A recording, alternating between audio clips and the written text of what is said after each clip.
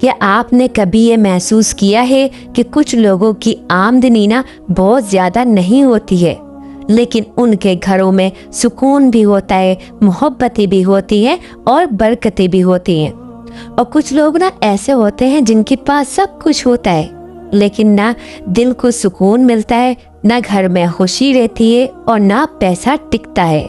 आज मैं आप लोगों के साथ 5 ऐसी बातें डिस्कस करने जा रही हूँ कि उन बातों की वजह से हमारे घरों में ये चीज़ें होना शुरू हो जाती हैं।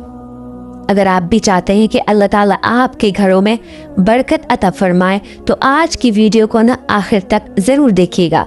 हो सकता है इन 5 बातों में से कोई एक बात हमारी ज़िंदगी में भी मौजूद हो और उसी की वजह से हम अल्लाह की बहुत सी बरकतों से महरूम हो रहे हों।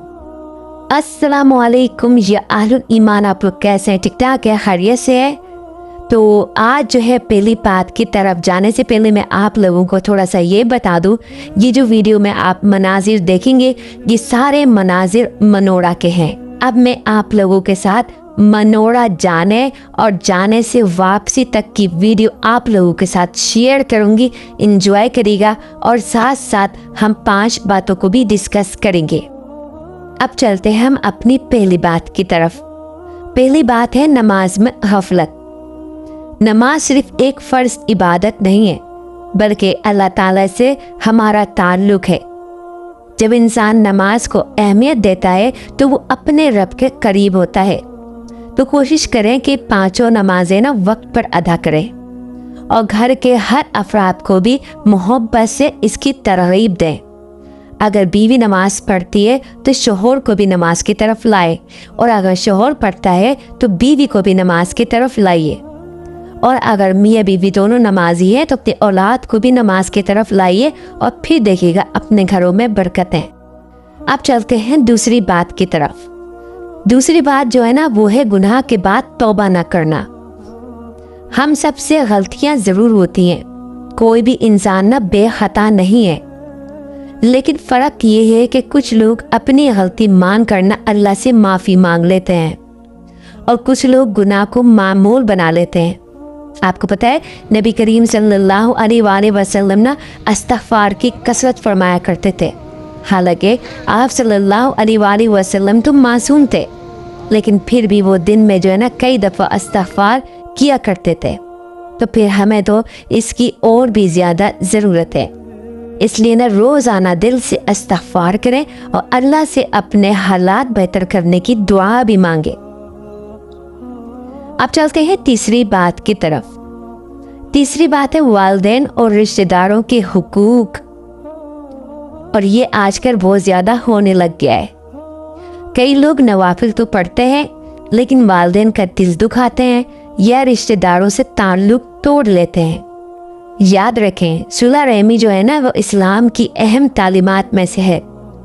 अगर किसी से नाराज़ है ना तो पहल करके माफ़ करने और ताल्लुक जोड़ने की कोशिश करें। इससे भी रिस्क में और सुकून में बहुत ज़्यादा फ़ायदा होता है। अब चलते हैं हम अपनी चौथी बात की तरफ। चौथी बात जो बहुत ज़्यादा औरतों में भी पाई जाती है और आजकल मर्दों के अंदर भी पाई जा रही है। हम अक्सर ये कहते हैं कि मेरे पास ये नहीं है वो नहीं है, लेकिन कभी ये नहीं सोचते कि अल्लाह ताला ने हमें कितनी नेमतें अता की हैं। ईमान, सेहत, घर, ख़ानदान, सांसें और बेशुमार नेमतें जिनका हम रोज़ एहसास भी नहीं करते हैं। कुरान में अल्लाह ताला फरमाता है कि अगर तुम शुक्र करोगे तो मैं तुम्हें और ज़्यादा अता करूँगा। आज से ना हर हाल में अल्हम्दुलिल्लाह कहना अपनी आदत बना लें। इस्तिग़फ़ार भी पढ़ें और अल्हम्दुलिल्लाह भी बोलें। अब चलते हैं 5वीं बात की तरफ। 5वीं बात है कुरान से दूरी। हम सिर्फ ना कुरान शरीफ को जब उठाते हैं जब हमारे घरों में परेशानी आ जाए बहुत ज़्यादा, या फिर जो है ना किसी का इंतकाल हो जाए, मैयत हो जाए, तो हम जब कुरान शरीफ को हाथ लगाते हैं। सोचिए हमारे मोबाइल पर घंटों गुजर जाते हैं, लेकिन क्या हम रोज़ाना चंद मिनट कुरान के लिए निकालते हैं? सोचिएगा। जिस घर में कुरान की तिलावत होती है वो घर रूहानी तौर पर भी जिंदा रहता है। अगर रोज़ाना एक सफ़ा भी पढ़ लिया जाए तो ये भी एक बेहतरीन आगाज़ है। बाज़ औक़ात ना हम समझते हैं कि बरकत सिर्फ ज़्यादा पैसे का नाम है, मतलब ज़्यादा पैसे कमाएंगे तो ये बरकत है, लेकिन नहीं, ये हकीकत नहीं है। बल्कि हकीकत ये है कि बरकत सुकून का नाम है।